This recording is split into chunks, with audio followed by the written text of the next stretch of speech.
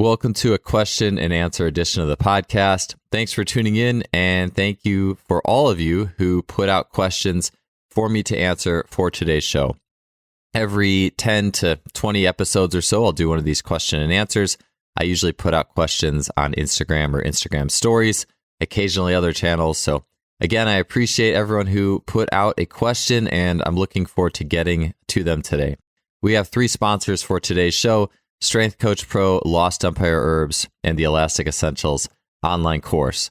So before we get started, I want to talk to you about these 3 sponsors. Strength Coach Pro first is a digital training platform. It is designed to help strength coaches and personal trainers create and distribute programs in the gym and the online space. So if you're looking for a training portal for you to write and distribute workouts and training programs to your athlete, Strength Coach Pro is something you absolutely want to check out.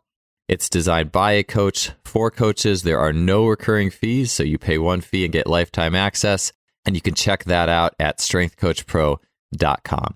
Second, we have Lost Empire Herbs.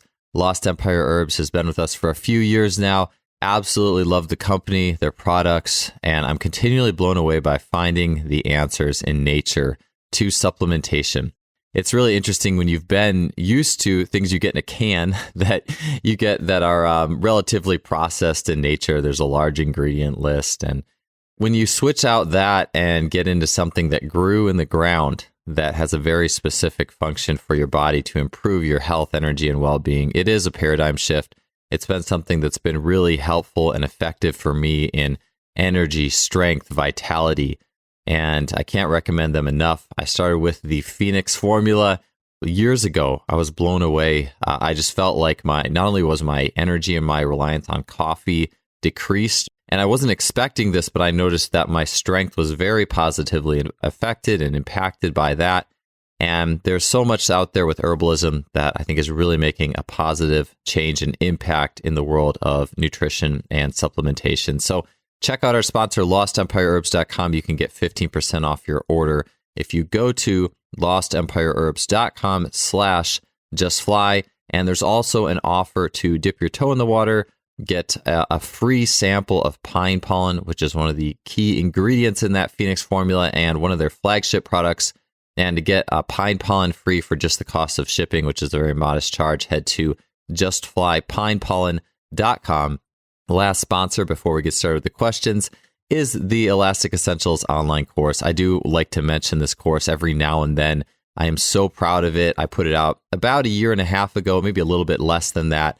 And that course was the product of my time as an NCAA track coach, strength coach, writing well over 100 or just in the 3 figures or 3 digits of programs online, just carefully considering what athletes and clients and individuals needed. And also just really integrating the information that I've learned from so many mentors, coaches on this podcast. And as I've put things together over the years, it has landed in that course. So if you're really curious as to the nuts and bolts of my training system, the way I see training, you can check out the Elastic Essentials course by heading to justflysports.com and click on the banner. On the right, the blue banner, Elastic Essentials. It's also worth CEUs for major certifying bodies in strength and conditioning, such as the NSCA and others. So let's get started with the questions. And we'll start with DOSBoss15 asks, how do you get the CNS or the central nervous system to adapt to fire faster? This is a great question because when we think of explosive athletes or explosive feats of athleticism, sprinting, jumping, throwing, I think it's easy to, and it's important to, think of muscular properties, fast twitch muscle, but the nervous system is also a critical element. And athletes who are explosive and fast are oftentimes called or considered wired, or air quotes, wired. And the speed of the nervous system, the neural firing rate, is a big deal when it comes to those things. And when we get into the nervous system itself, it is interesting because there are some things in the body related to speed and power that we can absolutely improve. We can improve the cross-sectional area of fast twitch muscle fiber through the correct training. We may not be able to really change over our slow twitch into fast twitch. There's some research there that might suggest that some crossover is possible. But in general, if you're a big-time slow twitch athlete, a marathon type athlete, you're not going to become a fast twitch powerhouse. by proportion. However, you can create a greater selective size increase of the fast twitch fibers you have. Werner Gunther, the shot putter, was a really big example of that through proper training. But muscle physiology aside, and looking at the nervous system, there are nervous system adaptations that we can induce through good training. We can recruit a larger proportion of the muscle fibers available to us by downregulating some of the protective mechanisms of the body, like the Golgi tendon organ that senses how fast the tendon is stretching, and that would typically be a safety mechanism. It's been purported as one of the main benefits of plyometric training, that training helps to downregulate some of those safety mechanisms. But I believe that has to come in tandem with the tissues also getting stronger and more stimulated as well. I think that a lot of adaptations are multifactorial. You have the software adaptations as well as the hardware adaptations, and they come up together. So you have the inter and intramuscular coordination, the way that muscles coordinate and the way the nervous system coordinates muscles. But outside of those things, we have something that is very interesting with the nervous system, which I would just call, and I've seen this that attempted to be defined in books like the greatest sports training book ever, that elusive book with the pen name D.B. Hammer. There was a chart in that book, I believe, talking about different ways, different types of nervous system speeds and firings that led to an ultimate output. But I look at something that I would just call raw firing rate. And you can get that by just doing a spacebar tapping test. So if I don't know if the program's still available anymore. It was called the Press the Spacebar 2000. Back when I was at UC Berkeley, I had a lot of athletes do it because I was just interested in it. And even back when I was coaching track at Wilmington College, I had athletes do this Press the Spacebar test. You would get 5 seconds to press the spacebar with one finger or two. You couldn't like alternate fingers. It had to be like kind of a one finger tap type thing. And you would see how many taps you could get in 5 seconds. And what I found was that not always, it wasn't exact in 1-to-1, as things are multifactorial, but generally speaking, the more explosive athletes, the faster athletes tended to get higher scores.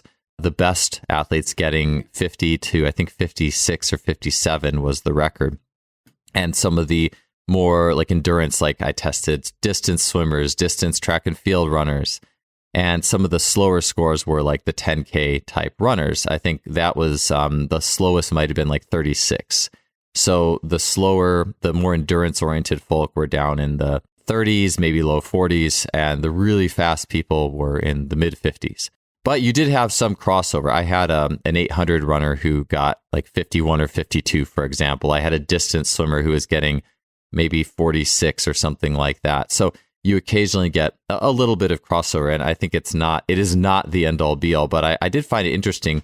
The highest score I ever saw on that was actually an Olympic gold medalist in the 50-meter freestyle, an athlete who was the oldest ever athlete to win the 50 freestyle at the Olympics. So that firing rate, I'm sure, was helping him to be able to do the things he needed to do in the water. And the thing with that is that score you get, and again, I think it does route through a few things. I think if your maybe you could say the muscles in your arm, your bicep, or your forearm, or your fingers are tight or something, or not functioning well. I mean, you could do the same test with your foot or something. You could tap with your toe as fast as you can. But generally speaking, that rate, that raw rate of delivery of impulse from the brain to the limb is relatively fixed. What I mean by that is I could take that distance runner and I could have them specifically train that tap test over and over and over and over again. And that distance runner or that slower athlete who is at 37, 38, they're never going to get to 50. And I hate to say never. I've been in this industry long enough that I don't like saying never. I don't like the connotations that come with that. But as strongly as I can put it, you are pretty fixed in what you have. It does fluctuate based off your state, though. So if it's a good day, and I've read about folks like Dan John talking about this as you can measure and see where your nervous system is at on the day, similar to a grip test in many ways. So you can on the day do your tap test, and if like for me, for example, I'm actually a little bit compared to people who have done more of the power type track events. I mean, high jump was the one I was the most successful at, more so than the sprints when I was in college. but I found that I'm about 41, 42 on that test, where a lot of the fast sprinters I had tested were in the upper 40s. And on a good day, I'd be at 43. On a bad day, I'd be at like 40. So that was my range, my fluctuation. But as long as I did that test, it never changed a whole lot. So for what it's worth, that's a window into one element of that raw, pure firing potential. That being said, though, I wouldn't view that as a limiter on anybody. I wouldn't say if you want to be more explosive that, oh, well, you're only at 39 taps, so you're just, I wasn't even that high, and I was able to do some relatively decent things athletically. I didn't run 10-second flat in the 100 meters, but I did high jump 7 feet and throw the javelin a ways and do. I feel like I took my physiology pretty far with the firing rate that I had. And I found, too, that within that firing rate, if I'm going to be doing a workout, and you can test it even throughout the workout, is if it's a workout where there is some more explosive things being done in the gym, a heavy squat or a explosive like a depth jump or a fast sprint or anything that's really bringing it out of your nervous system, that if you do the tap test after doing a few of those exercises, the tap test will almost invariably be better and faster. I've also found that caffeine had a positive impact on how fast you could tap the space bar as well. So those were some things that, in terms of like getting the maximal amount of juice into the system relative to what you have, those are things that can improve it. I also think on the other side of the coin, and what isn't often or as often talked about, is finding ways to remove the roadblocks from the nervous system. Charlie Francis talked about this in terms of tempo sprint training. So sprint tempo, which is a very debated thing, like, hey, go run 8 200s. He would speak about that on the level of it actually being able to decrease the roadblocks in the nervous system, being able to flow through the muscles. It would downregulate the resistance to the nervous system.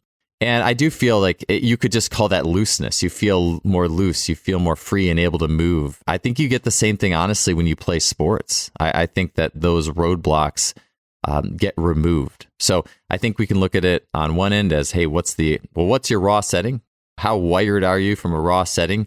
How much can training temporarily help to at least keep you running well or keep that running well? But then also at the same time, how can you downregulate the roadblocks? And the downregulation, I think, is more like those low days in the sense of it can be more repetitive work.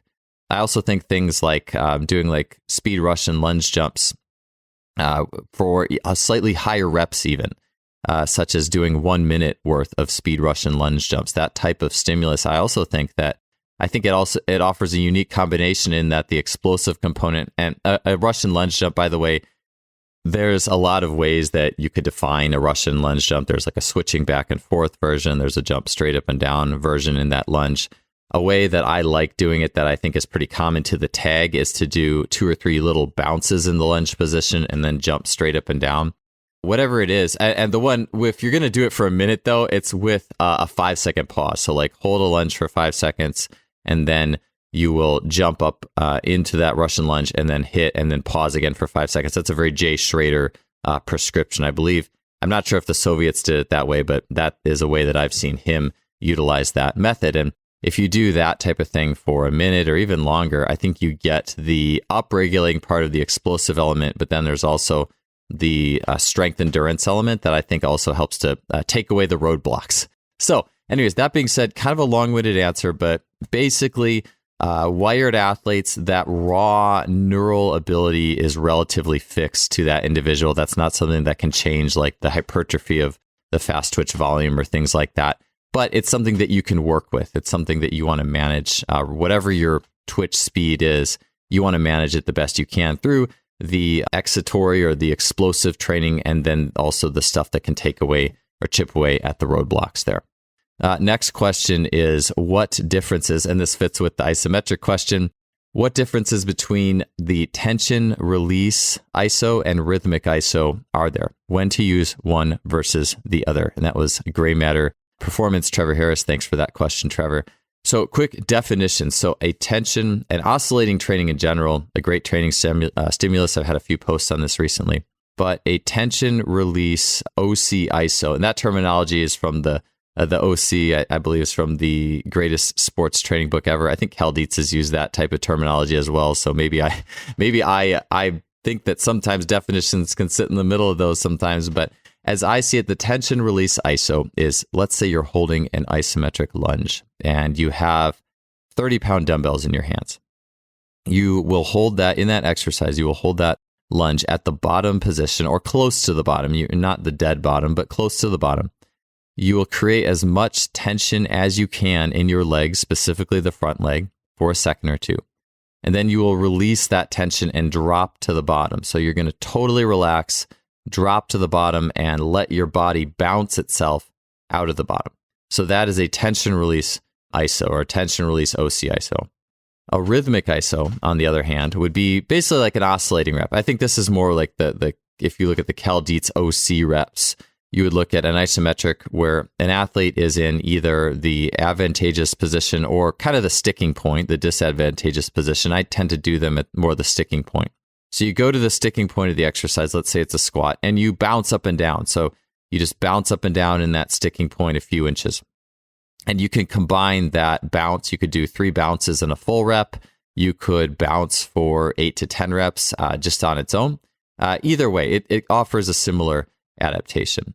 And so what do I believe are the advantages, or when would I use one versus the other? I think that they both have very similar adaptations and abilities within them. I think you're kind of getting a similar thing.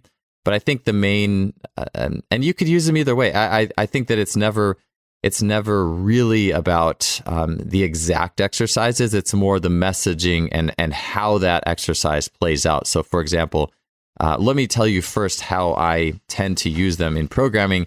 Is I like to start, especially when I'm in starting blocks, it be it off season and I'm first getting started with an athlete. I will start with more rhythmic work. So more oscillating work will be there earlier in a program versus the tension release stuff will come in later. That's not necessarily because of the exercise itself. It's more how I use it. So how I would look to use rhythm early is I use rhythm in higher repetition early. I might prescribe even, for example, like a rhythm single leg RDL exercise with a lightweight performed for 30 seconds or 40 seconds or something like that. I'll use, even you could say like a Russian lunge jump that's done on a rhythm, or a low squat foot jump type exercise that's done to a rhythm. So think squatting, dropping down in 90 degrees and hopping up and down in a rhythmic fashion. Those exercises I like to use early because you can get more reps in. They're not intense yet. I program that stuff early without actually bringing on a lot of weight. I like using a lot of body weight, rhythmic, and oscillating exercises and movements early on in a training program just to help improve. You could say I am down-regulating those neurological roadblocks. It's oftentimes novel and it draws attention into the session. As Paul Cater, Coach Paul Cater, who's been on this podcast, has said, within rhythm, there is a tuning, if you will, of muscle and tendon. And I would also put mind in there. It's like this triangle of muscle, tendon, and mind that gets tuned when you do things to a rhythm. And funny enough, too, I would actually even say I've seen like triphasic training or tempo training done to a metronome, where it's like 5 seconds up, or 5 seconds down, explode up, or even you could do 5 seconds down, 5 seconds up. I also believe that there's an inherent rhythm in that, even though it might not be as fun to some people as, hey, there's some music on and let's do this Russian lunge and you're going to bounce every time this beat hits or something like that. To me, rhythm is rhythm on a base level, but there's different ways you can do it for the group in front of you. And maybe a university football group, it might be more acceptable to do a metronome and a more accepted type of rep scheme there than doing like let's do these lunge rhythms with the music that's on in front of you. But it depends on the group and it depends on what they respond to. But long story short is I will tend to use more lower intensity, more longer duration, more body weight oriented rhythmic work early. And that also could certainly include weightlifting type repetitions with a lighter weight.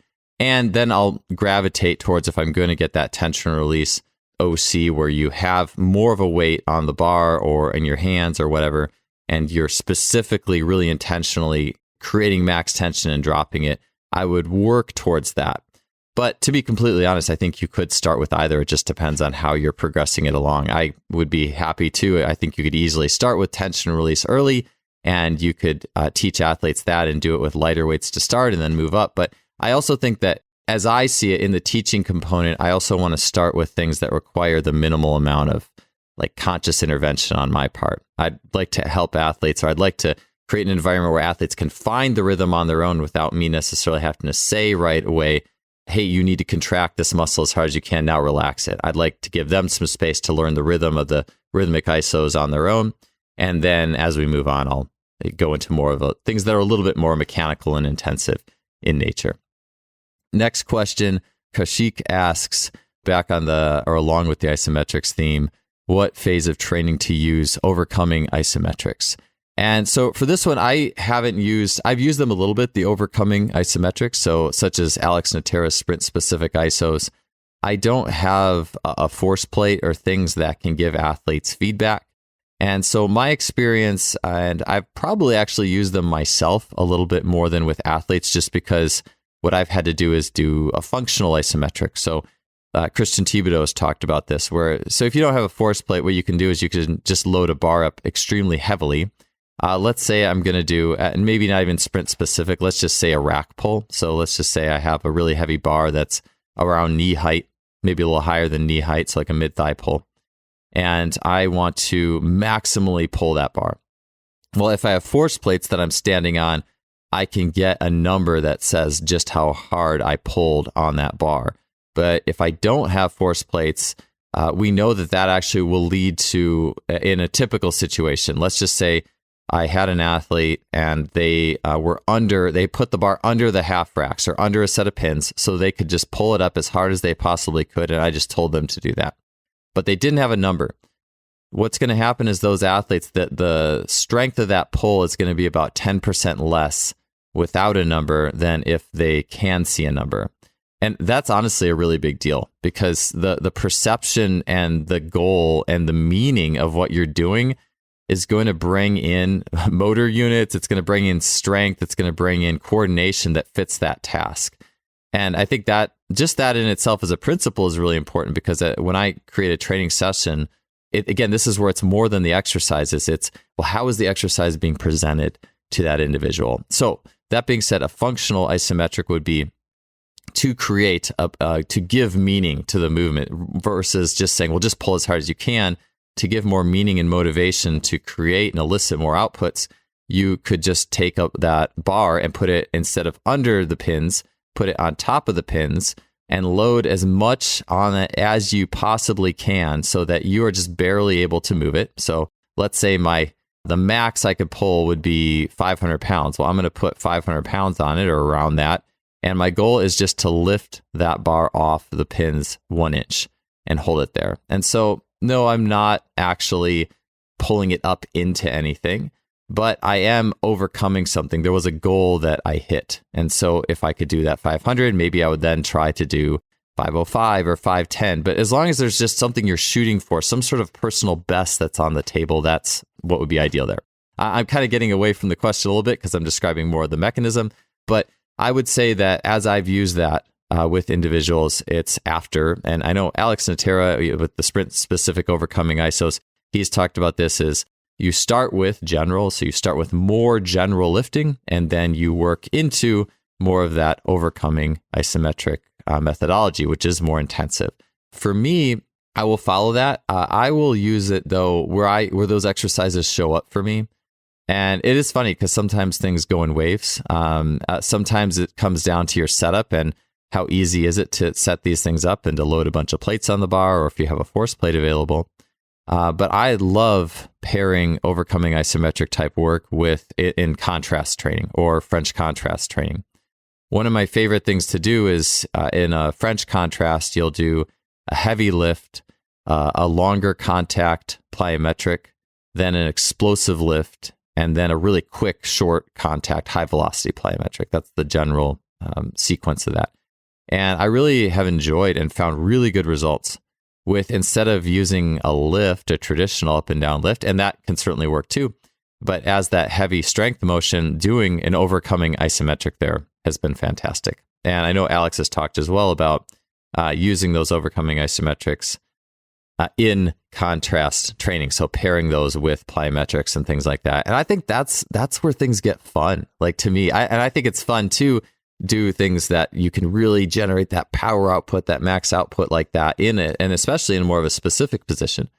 But to me, the fun is also in, well, how does that isometric pair with this plyometric? How can we use this stimulus to keep things novel and interesting and keep that flow state over time as well? I think each, both a plyometric and a maximal isometric type exercise, each has its own unique benefit and impact on the nervous system and the structure of an athlete. So for me, it's get a base phase established, a general phase established. And as I mentioned too, there's probably going to be some sort of oscillating bodyweight, rhythmic type work in that base phase. And then as that progresses forward, looking to incorporate some of those more high tensioning based activities. Next question, ZKH asks, can a loss of substantial body weight, 10%, allow someone to be more elastic? So yes, absolutely. It's being a former high jumper myself, I can tell you that one of the main training variables in high jump, which is one of the most elastic events out there, or elastic things human beings I think can do or do, in a particular way at least. There's a lot of elasticity in a lot of it. You also need a lot of resisting force that's coming out of the foot and ankle. But that being said, the high jump event, the more you weigh, it works against you extremely fast. And athletes who are of a higher body weight, even if they're really strong in the weight room, at some point, you just can't overcome the impact forces and how fast the force of the ground is coming back up into the body from that collision of planting your plant leg. And so, long story short is, losing or being less weight, even if it's less muscle weight, that improves and can improve and facilitate elasticity. We talk a lot about how elastic children are. And children really are base, their base functioning is maximizing their interaction of their fascial and elastic systems with muscle. Kids don't have a ton of muscle. They have to operate as, I guess you could say, a human being is baseline and meant to operate from an elastic perspective. And then we gain more muscle over time. And then the way we move and operate actually can change a little bit. But I would say that the less muscle mass that we have, as long as we're still strong and able to function well, that demands more elasticity and elastic mechanisms and recruitment from our bodies. So yeah, it's just I think that's if you look at that spectrum, if you're more muscular and heavy, you're going to be relying on that muscle a little bit more to move. If you have less muscle mass and you're more lean, then you're going to be relying more on that those fascial elements in locomotion, in movement, in jumping, or whatever it is that you're doing. So pretty simple and straightforward principle with that one. Next question is Bartek, and the question is nonlinear periodization for max sprint work. If so, how? And so with nonlinear periodization, I think with that term, I would look at things like a 3-day rollover or auto regulation. 3-day rollover was Dan Paff was the one who I think either invented it or really popularized it, or maybe a combination of both. Anyways, the first time I had ever heard about it was from him, a lecture he did. And in it, he talked about track athletes having 3 primary workouts. I believe they were one that was more just pure speed, max speed oriented, one that was more speed endurance oriented, and one that was either more strength or acceleration oriented. And athletes would do each of those when they were fully ready to do it in a rotating schedule. So they would basically do one and then they would rest or do lower level activity until they were ready for the next one. Then they would do the next one. And it was all based on their readiness. And that has a lot of really powerful potential. Dan had shared some athletes who did really well on that. And so it's a thing where it really helps to bring out an athlete's peak abilities. That is basically auto-regulation. You also could say auto-regulation being, hey, show up today for your workout, and based off of your state of readiness, I'm going to give you this workout that fits directly with that readiness state. I remember hearing about Stu McMillan talking about something like that he did with Dwayne Chambers, where whatever state or readiness level Dwayne was at, that he would get a sprint workout, that the intensity was based off that readiness level. And doing that, Dwayne was able to get to a very high level of performance in not a really long amount of time doing that kind of system.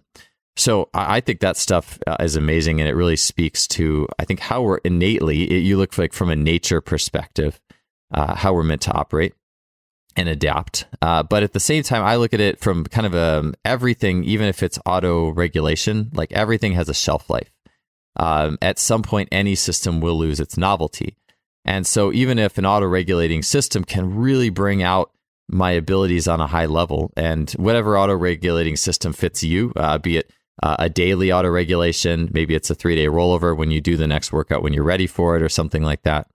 I think that type of system will have a shelf life, and then at some point you want to be getting back into more of a structured training system. And I'd imagine I've seen it set up like that, where I've seen track coaches talk about, and I would imagine that within the 3-day rollover, that its original usage probably goes like this as well, where athletes would do more of a structured training leading up to it. So they're doing more of a, hey, you're going to be doing this workout this day in the week.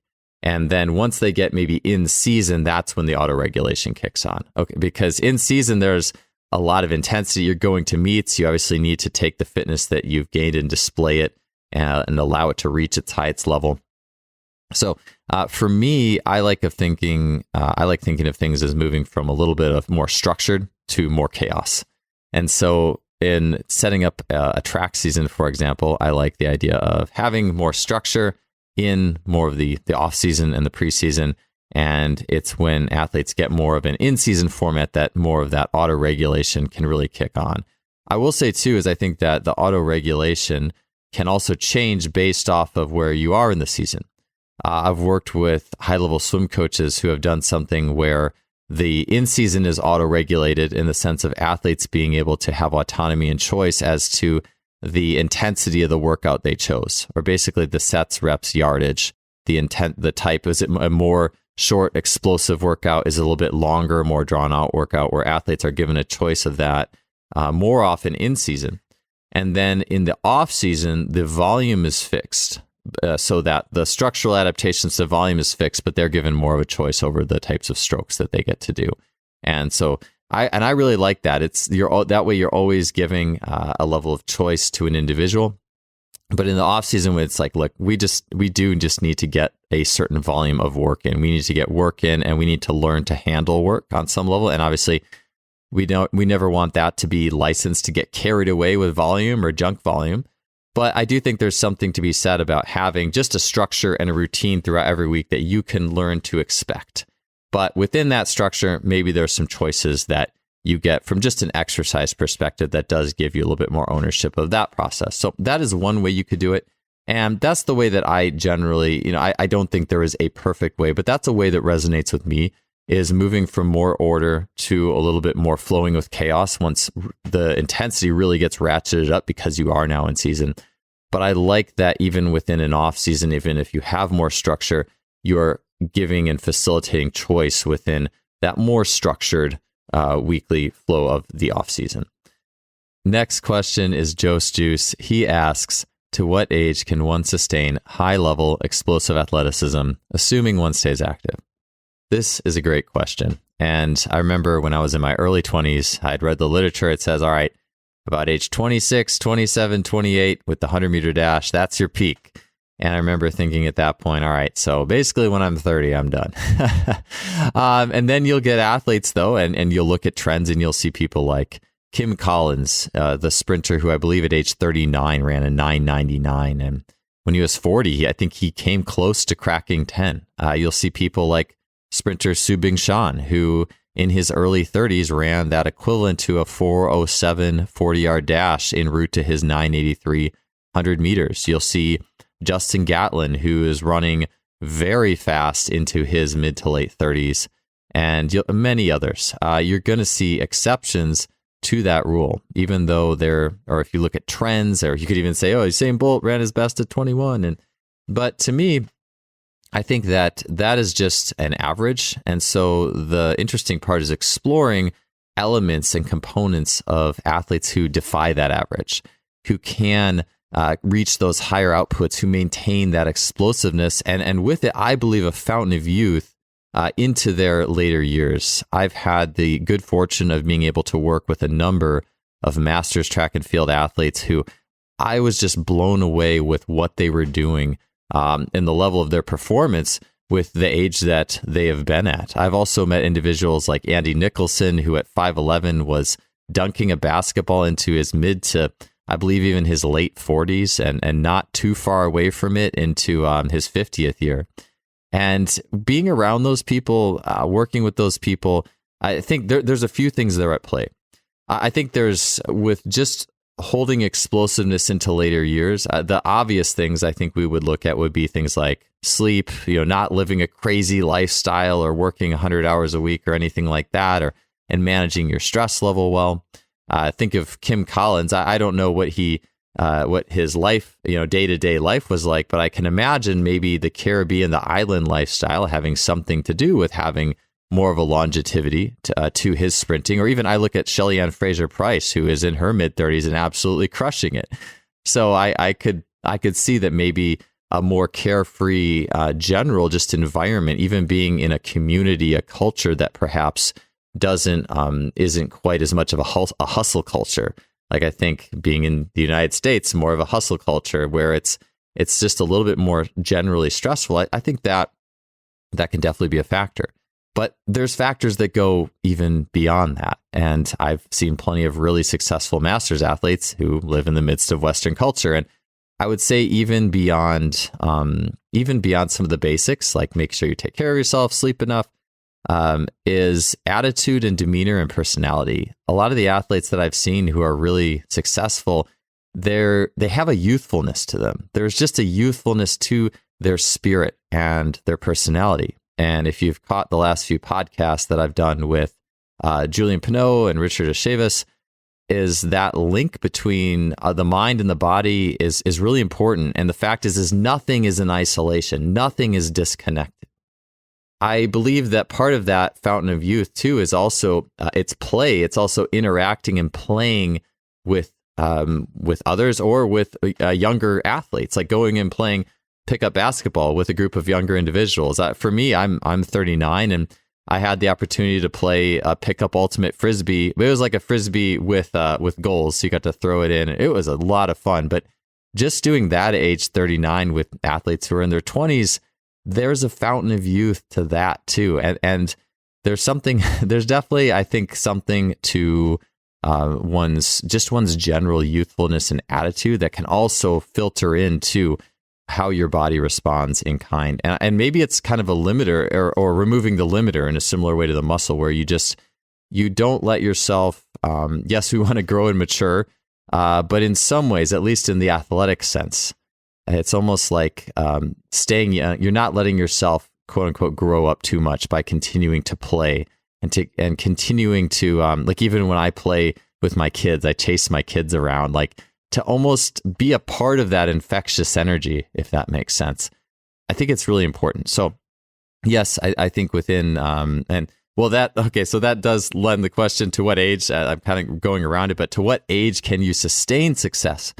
It just depends on the individual, but I would just like to say, I personally would think that if we could push that to age 27, in the Russian studies for the 100-meter dash, I think we could easily push that into at least the mid to early 30s with the proper training and with the proper environment.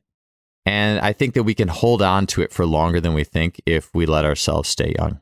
And the last thing I'll say with that too is part of it all, and this has been true especially with me, I think it might be less true for some other types of individuals. If you're into the biomechanics thing, I personally am more of a narrow infrasternal angle, a very elastic individual. And so for me to retain my innate explosive qualities, I need to do things that really reflect that. So I've been able to retain more through really prioritizing things like, and especially now at 39, I prioritize more than plyometrics, which plyometrics was my go-to in my 20s. And not that I don't do them still, I certainly do. But these days, I much more prioritize just getting into the nuances of sprinting itself and finding new ways to experience that. That's been a really big key player for me. I certainly still lift weights and lift, but I found that for me, it slowed down, or it started to really, I should say, speed up my degradation by focusing too much on things that I wasn't great at, which was, or naturally attuned to, which was doing a very high volume of powerlifting and bodybuilding type things. A little bit of it is awesome for me, but my main thing really needs to be things that are a little bit more elastic and explosive in nature, and then novelty as well. I think that being able to invent and reinvent training for yourself, and some people maybe more than others. I think some people, especially maybe more endurance-oriented athletes, might be happier with a more consistent type routine. But I also think that being able to find ways to experience explosiveness and speed in a new way is helpful. And I think sport can solve that problem in its own way for a lot of people, and playing different sports throughout the year and things like that. So that is my answer to that one. And again, one that I am living and really enjoy seeing people who are really holding on to their explosiveness as well into their older years.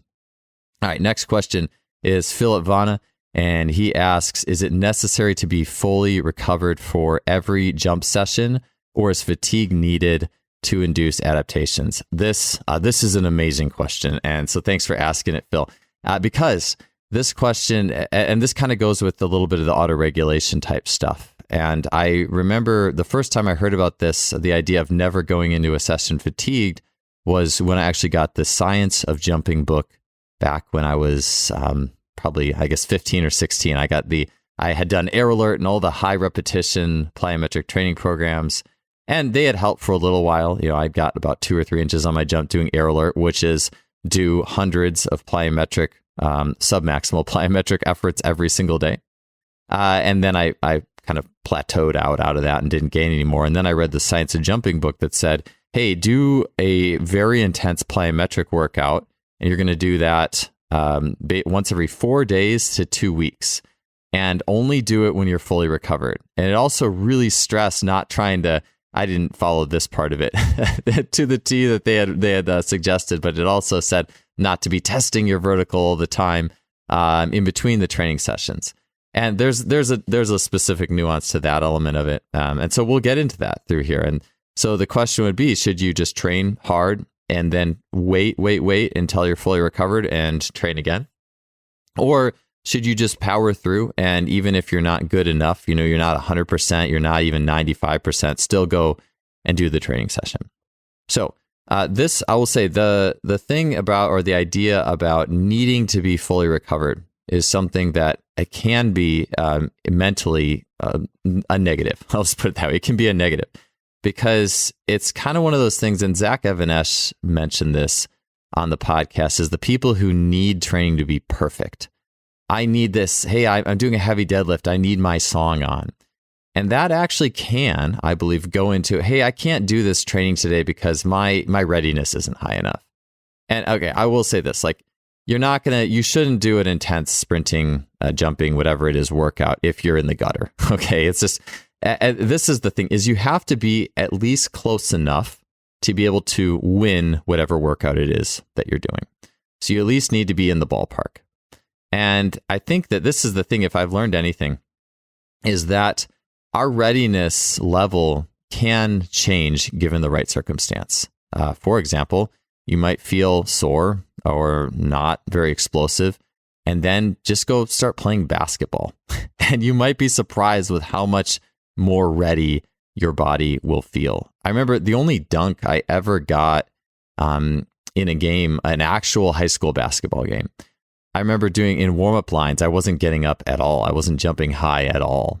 And then it was at the start of the second half, I picked off an inbound pass from the guard to the shooting guard, and took it the full length of the court and dunked it. And I don't even remember it. My mind just went blank. And I mean, I got up. I couldn't believe how, coming off of the rim, I was like, wow, did my body just do that? That's amazing. All that's just to be said that things can change in a session more than I believe that sometimes we give them credit if it's only a number. If each session is just, all right, here's your readiness number. Oh, you can or can't do this today.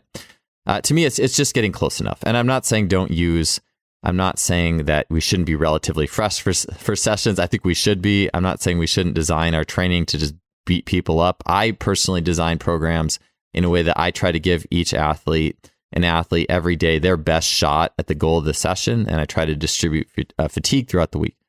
But all I'm saying is this, is I think that the long-term habit of only training when things are perfect is not a great mentality. So I'll just say this is accepting a little bit of imperfection leading into each session, and also learning to manage a little bit of imperfection going into each session. And so this is true for me in my own training practice, and then how I work and train athletes is a lot of times, and I'll just talk about training an athlete, is a lot of times I will go through, and this would be like a one-on-one session for an example, is we'll go through a long warm-up with a lot of different movements, and it gives me time to really see where the athlete is on that day, to really see what they're capable of, and to really find a way to set them up to win the workout on the day. Now, not all sessions are one-on-one. A lot of sessions, you have a lot of athletes, and they might all be in a little bit different places. And so the question is, well, how can we get them, how can we find where they are and find a way for them to win the workout wherever they're at? So within the jump session too, first let me speak to your question specifically, and then I'll expand just a little bit into people who might be working with groups. And so what I would say is find a system in your mind that you just get a chance to win wherever you are. So let's just say it might be dunking a basketball. You could also say high jump would be a good one too. So I'll give both examples here. If it's dunking a basketball, and you might also have like a way of determining how you feel too. Maybe it's a grip test or something like that, or it's just going off feel. But I think that it's important on each day to kind of set yourself up with this is the first challenge for me today. Maybe I'm not feeling good going into this training session. I'm just feeling really lousy. So instead of just trying to set the goal up to a normal 10 feet and work on my most difficult dunks, maybe I will put it down 6 inches. And instead of trying to do a dunk with a high intensity, maybe I will actually set like a slight endurance goal up for myself. Maybe can I do 3 180s or 360s in under 60 seconds or something like that on a lower goal. So now it's something that is in my scope of ability. It's something that is technically a PR for me. It's something that gets into the higher energy systems. So it's something that's starting to bring in some of the more, you could even call them recovery elements of the system when you get into the 20 to 40 second bracket. So I can modulate the training based off of, I want to still do it. I'm here, I'm going to do it. Look, today doesn't have to be perfect, but I'm going to change today because this is where I am today. And I've found that when we do that, when we can still find a way to win and still find a way to get some reps in and build some capacity or maintain some capacity, a lot of times, a couple days later, you're back. Like you're feeling good again. You're ready to go. And I just think that's really important because a lot of times in life, I think training and like high performance training and high performance sprinting and then the rigors of life are different things. But I've enjoyed myself trying to find ways to win each workout and not necessarily say, all right, well, let's just wait till tomorrow. Occasionally I will. Occasionally, if it's a day where you're too far out of range, hey, let's just take today as a recovery day. Let's do an easy trail run and some easy isometrics and things like that. Focus on breathing, then we'll come back tomorrow. But that is a little bit more rare than just trying to find a way to win the workout in front of you. And I also find in the process of finding a way to win it, maybe using more creative or different means early on, using games early on or mixing those things in, you can find that your system might recover faster than you think it did in many cases. And you might be capable and ready of a few higher outputs. So back to that dunk session, maybe you do a few of those. Hey, I'm going to see how many of these dunks I can get in 30 seconds, 40 seconds at a really low rim, and just make it novel in a way you can win. And then after a few of those, guess what? Your body's a little bit more ready. It can jump a little bit higher than you thought it could before. Maybe you walk away from that day. You didn't like strain yourself on trying to do something like that really tough dunk on the 10-foot that you got frustrated because you couldn't do it. But as I see it, it's all about just a sloping up from that starting point. How can I win this battle? Okay, how can I win this one? Okay, how can I win this one? Okay, this is my limit here. I'm good with this. And to me, that's coaching. So that's something that that's been a long journey in me getting to that point. And I just want to reiterate saying I'm definitely not saying, hey, you're going to go do fly 10s today, even though you're feeling terrible and you need to hit this time. It's everything can be adjusted so you can win the day. And when you absolutely have to, take a day off, and I'm not saying like there aren't places and times. I think in a competitive season and it's in season and moving more of it towards a possible 3-day rollover type system and being more facilitating of those days off, especially when you're in season. I think that's when things can definitely turn there more. For me, in at least mainline training, I've definitely shifted more towards, look, this doesn't have to be perfect. Let's find a way to win the workout today. Let's find a way to do it. I was saying you could do a high jump. I feel like if I give my high jump example too, that could, and you could extrapolate that to pretty much anything. Maybe I'll just say this quickly because we have other questions, but how that could work in a high jump might be, hey, you're not feeling great today. Well, instead of the typical, we're going to put the bar pretty high, maybe 4 inches from your best and do some jumps there. Hey, let's just put it a foot or under your best, and we'll do a few 2-minute drills. We're going to do the 2-minute drill where you try to get as many jumps in with a walk or a jog back in.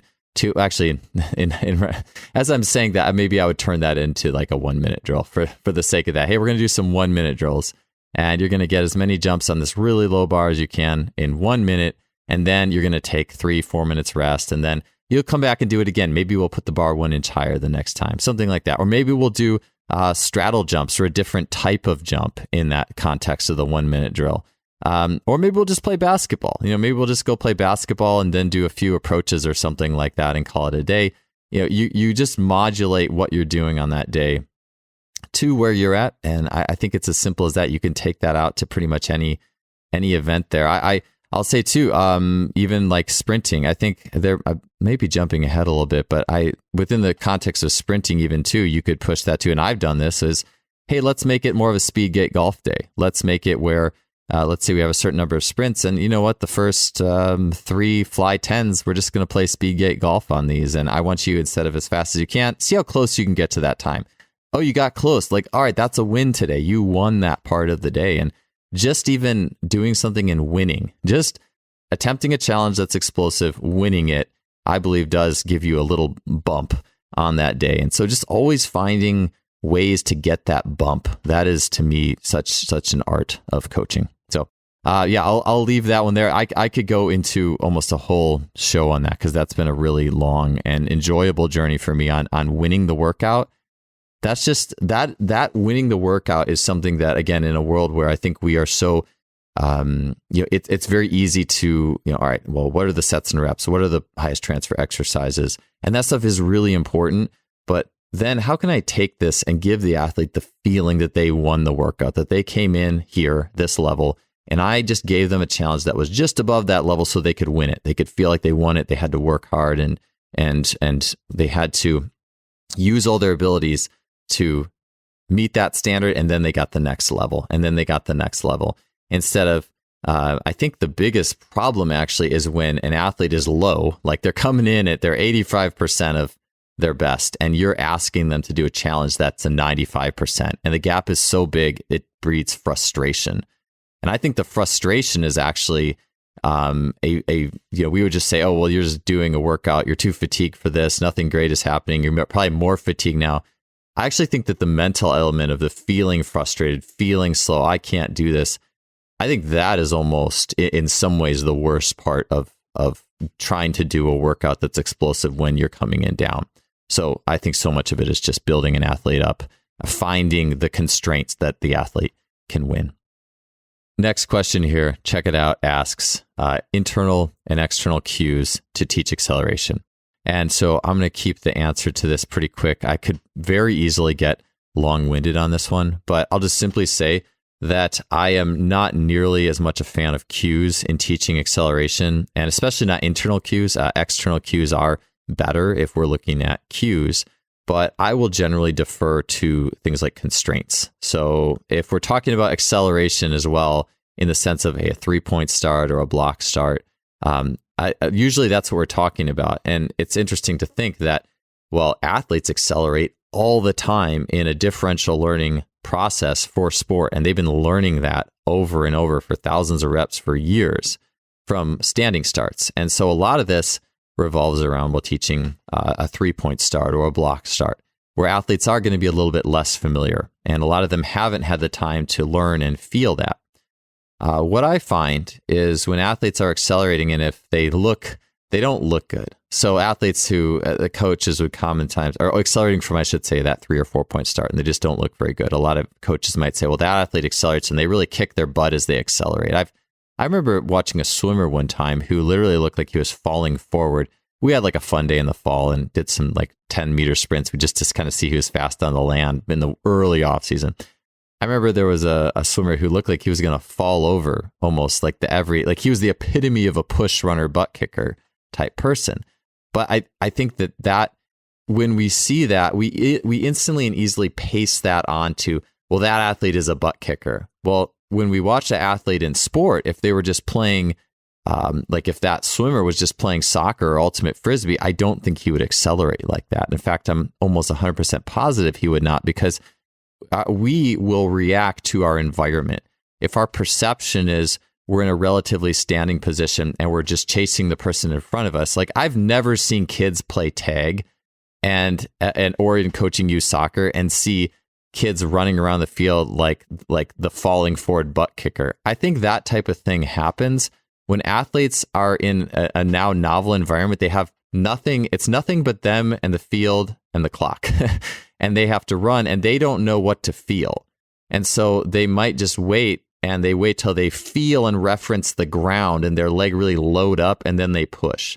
And so a lot of times it's just changing their environment so their body and their brain can work a little bit differently. I've seen drastic changes just by rolling out like an acceleration ladder where you have sticks on the ground. It could be paint sticks that are slowly increasing in length that can help an athlete to experience and feel what an acceleration from a crouch start might feel like. And it helps to take that forebrain, that overthinking brain out of it and just react. So I'll just say, I think that there's some external cues that I think can be decent. And my external cues really lie more in awareness, such as feel the pressure of your feet on the ground. They're a little bit more open-ended, and they can allow for like more or less shin forward translation based off of the individual characteristics of the athlete.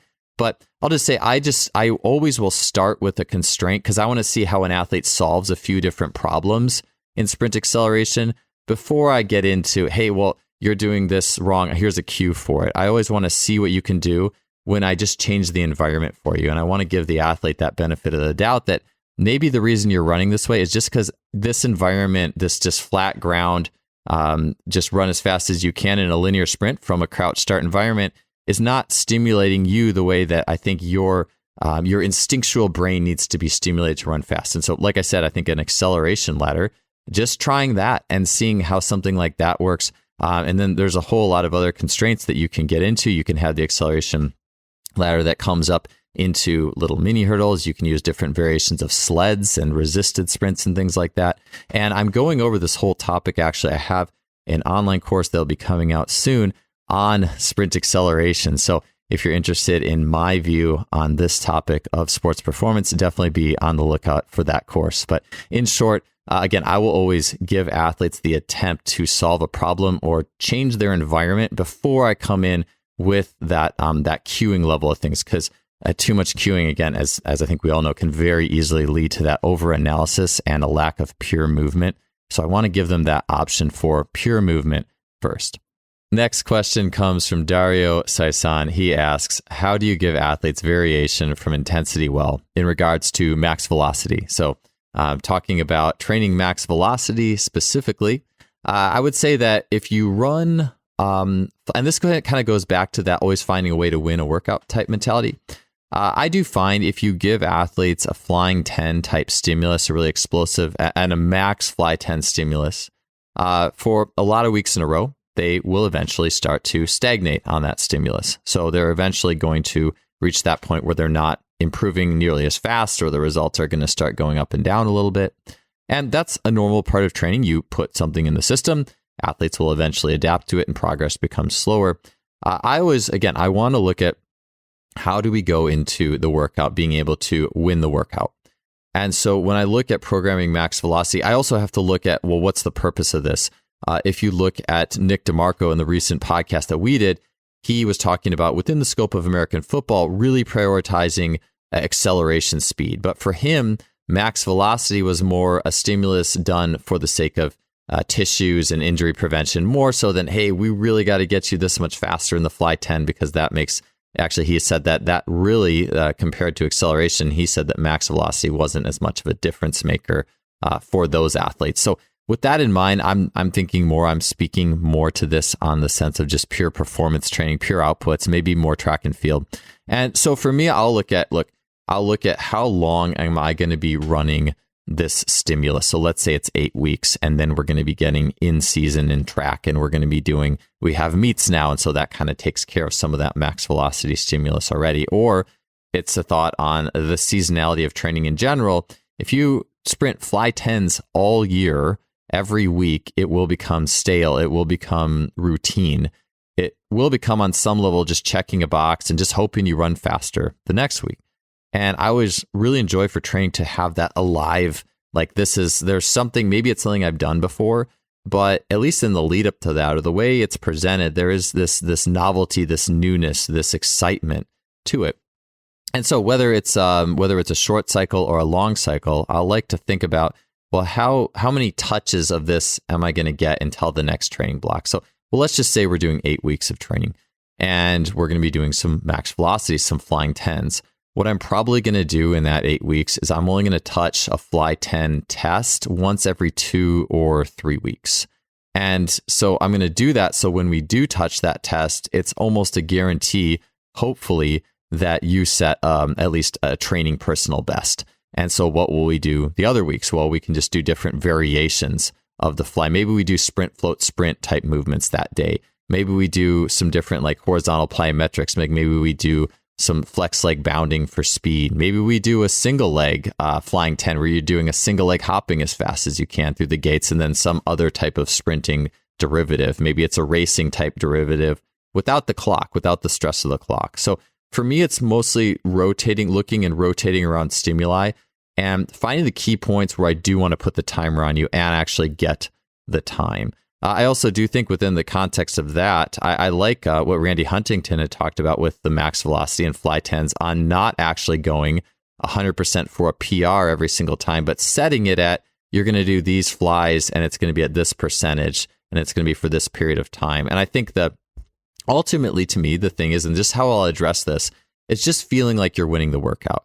For me, I'm sure if I was one of Randy's athletes and if he assigned those fly 10s at that velocity and I did it, I won the workout, 100%. So I think it just depends on your coaching situation and what you're looking. I think it's even your own coaching personality and how you respond. What is exciting with training to you, and how can I convey this to my athletes? So I think there's different ways that we can convey winning the workout and keeping things exciting like that.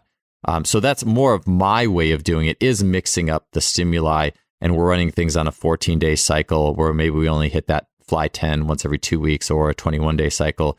You also can play with the distances a little bit. You could do a fly 30 and maybe week 1 is fly 30 and it's a little sub-maximal. Maybe week 2 is go a fly 10 and you can ramp up. So the very last fly 10 is let's go for that fastest run. And then the next week, week 3, you could go back to that sub-max fly 30. Maybe it's a speed gate golf fly 30 for some of it. Maybe some of it's a particular intensity. Then the next week, you're going again for that fly 10. When you do things that way, then again, everything is variable based off your timeframes. But when you do things that way, you will delay that plateau a little bit longer. The question also comes in, and I won't get into this too much on this Q&A, but is it better to delay that plateau and keep athletes away from the plateau for longer, or try to ramp up to that plateau real quick and then change the stimulus? That would be the Bondarchuk. Derek Evely had talked about that on this podcast with, well, hey, the more developmental cycles we can run through in the year, that's really good. Like, so basically hit the plateau, change the stimulus, hit the plateau. And I think within the context of throwing, you can throw a different implement, you can throw a different weight. If you wanted to do that with fly 10s and you wanted to somehow frame that fly differently, it works, I think, a little differently in sprinting versus other things. But as I said, there's a lot of ways to do this. There's a lot of ways to go into this from that psychological and training adaptation perspective. But I would say the key through all of it is just that you have a philosophy behind it. You have a plan. You have an idea of where you're going. And you also know how to adjust things on the day to help that athlete win the workout as and if needed. So those are just a few ideas to keep that fresh. And I would just say do that what feels, have the plan, and then do what reflects your strengths and abilities as a coach, as well as the group in front of you. All right, next question. Ben McGuire asks, drills for delayed knee extension out of the blocks, but a focus on projecting the hips. This is such a good question because these are both important things. We do want to have a delayed knee extension in sprint acceleration because if we're really extending knees early, we're not leveraging the glute, we're not maintaining good angles. In acceleration, we're probably not going to be able to keep our center of mass low. And so the delayed knee extension, these are things why doing a squatted run is a really great training constraint or drill for developing the qualities of sprint acceleration. Even training with the sled is going to drop you down lower and put you in a position where you can also leverage delayed knee extension well. But in that, let's say, squatty run, for example, or one of my favorites, and Darian Barr taught me the squatty run. Jeff Hauser been on the show talking about Groucho runs. That self-limiting ability of those movements is awesome. Darian Barr had one called the bucket run, where you actually you can put a box or a bucket on your butt. You kind of squat down, and you put that box on your rear end and you run. It doesn't look like a whole lot of a run, but it is a constraint that will not let you extend your knees or extend your knees early. And what you can do is you can run with that box or bucket on your rear, and then after like 5 yards, you can just throw it off and you can go sprint. So those are great methods for delayed knee extension. But as you mentioned, this is why this is a great question, is how do you integrate projecting the hips forward, which to accelerate fast, you need to project the hips forward. If all you focus on is delayed knee extension, maybe you get awesome glutes and you get that real hip power drive, low center of mass, but at some point you have to go forward. So a couple things here. One is I do like, and this doesn't fit with the start so much, but this is you could call it a constraint, a sensory drill, a self-learning drill. But basically do a squatty run for a few meters, maybe it's 5-10 meters, and then integrate that, take that into a sprint. So at 10 meters, you switch from a squatty run to being able to go ahead and project your hips as far as you naturally feel on each step. But that doesn't help as much from the very start. And so I will say this as well, is if you watch most starts, if you watch athletes in practice starting, they usually project their hips really far out. They might hit straighter post lines because that's what their coach is trying to get them to do. But when they're actually in the race, their first step is a lot shorter because that instinct is kicking on. And I'm going to do what I need to run as fast as I can and win this race, not the position that my coach wanted. And so all that being said, though, is, well, how can we focus on that shin drop or delayed knee extension coming out of the blocks initially, but yes, still projecting forward? And so one thing that comes to mind so I mentioned Jeff Hauser, and he had trained the fastest high school 40 athlete of all time. I think it was like a 4:28 this athlete ran. And if you check the podcast that Jeff Hauser did, he talks about some nuts and bolts of working with that athlete and teaching team sport athletes who are kind of frequency freaks, as he calls them, the patience of a linear sprint. But one drill that he had done that I thought was really intriguing, that I think has good value with this, is that can capture those two things you're looking for, is a kneeling start off of a low box. So I think the box is like, I don't know exactly, but around a 6-inch box. So you're kneeling on a 6-inch box that's long enough for you to kneel on it.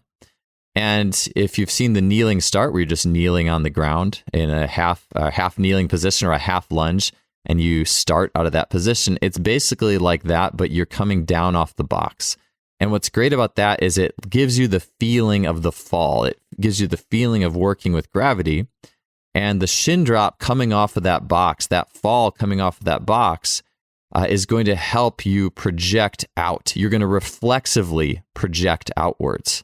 And Jeff would also try to capture or create grounds for that projection. He would have little mini hurdles lined up. So you'd be dropping off the box, and then you'd have to get over a short acceleration ladder afterwards.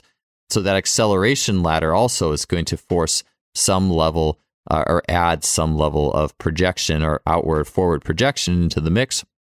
But with the delayed knee extension, though, that kneeling start off of the box, if you extend your knee early and you're on this box, you're going to go really far up and then you're going to come down. It wouldn't work at all, basically. So it is, with the nature of it, the half kneeling start off the box is going to play to a lot of qualities that you're looking for, being able to delay that knee extension and then also be able to project the hips forward. I did that episode as well with Jeff. It was about 317, so around 30 shows ago. The show notes are in there in that episode if you want to actually take a look at the video of that exercise. So we'll cover 2 more questions here. The next one is GMH Performance, and he asks, what are 3 training books you think we should read that are often left out of typical answers?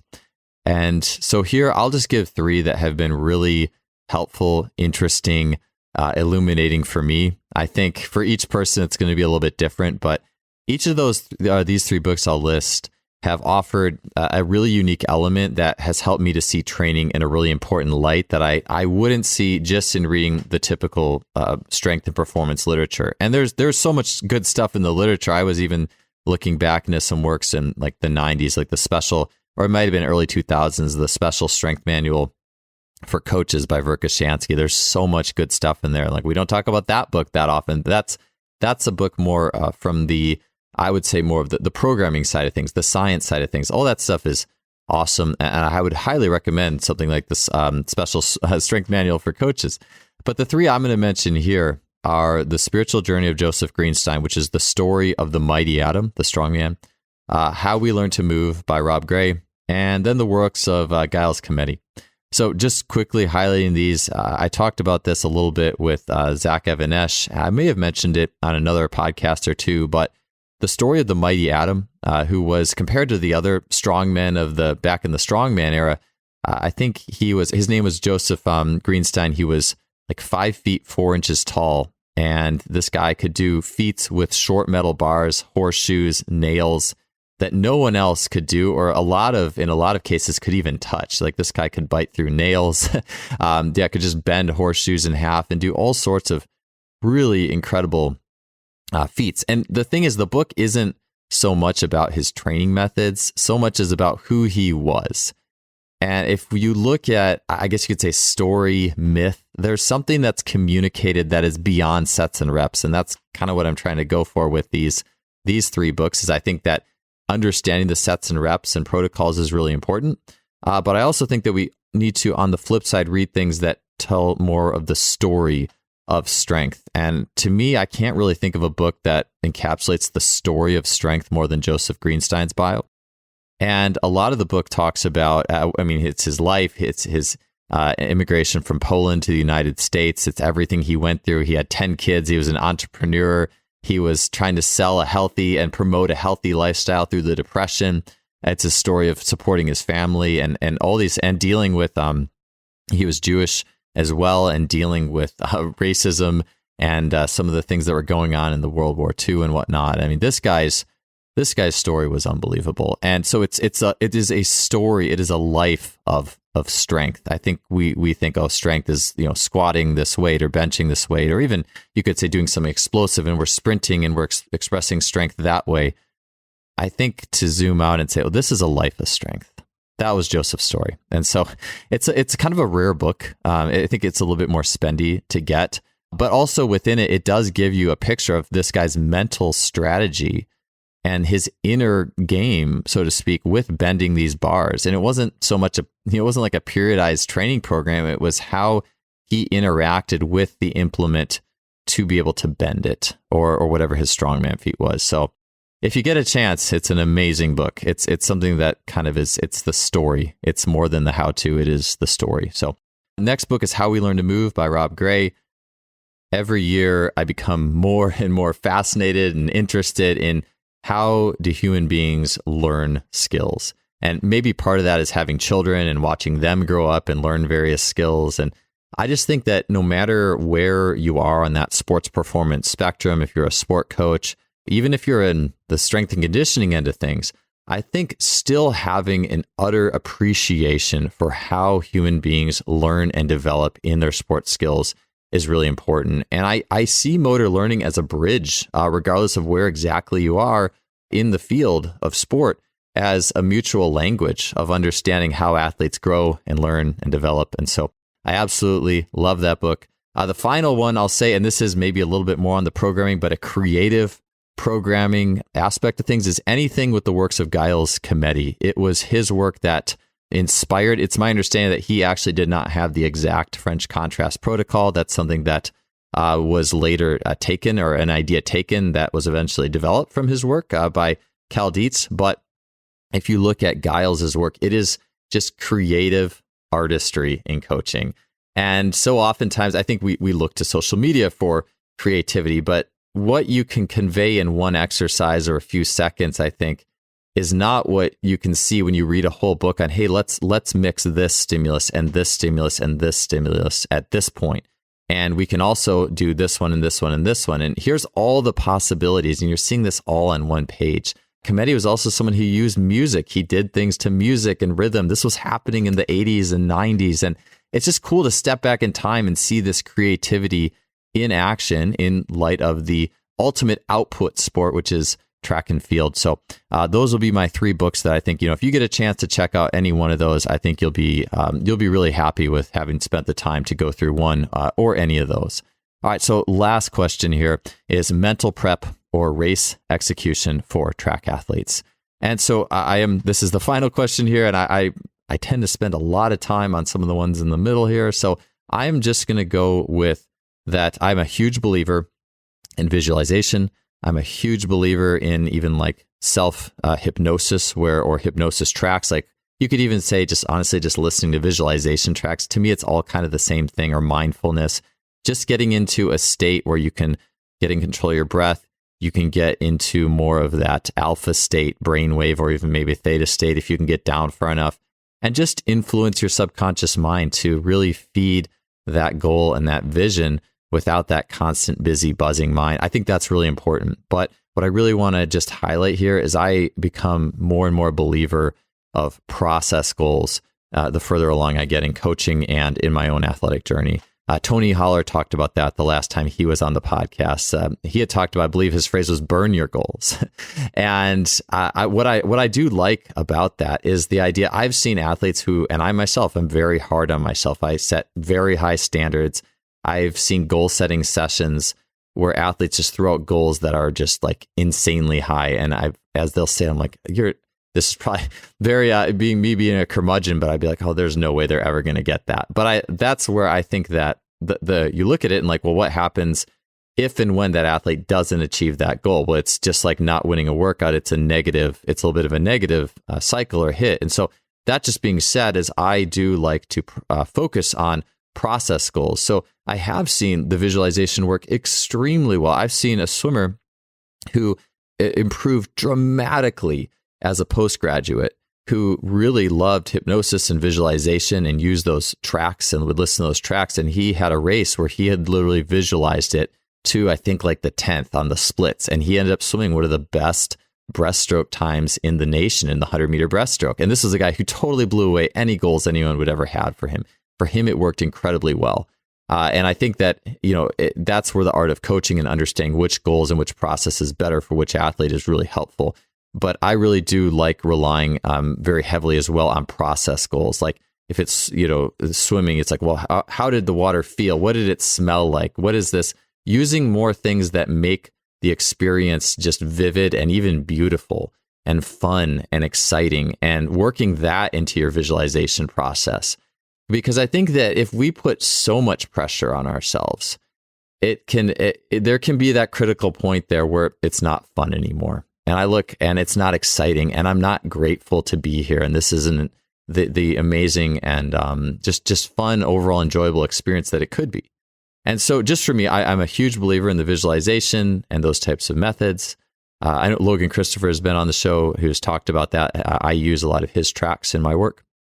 But I also have become more and more a proponent of also getting into the process goals on a high level. And also, I would say to infuse some of those process goals into your pre-meet visualization strategy. And I think how much of each leaning towards outcome or process could be individual towards different athletes. But I think that's where I would get started, is looking at the base is the process.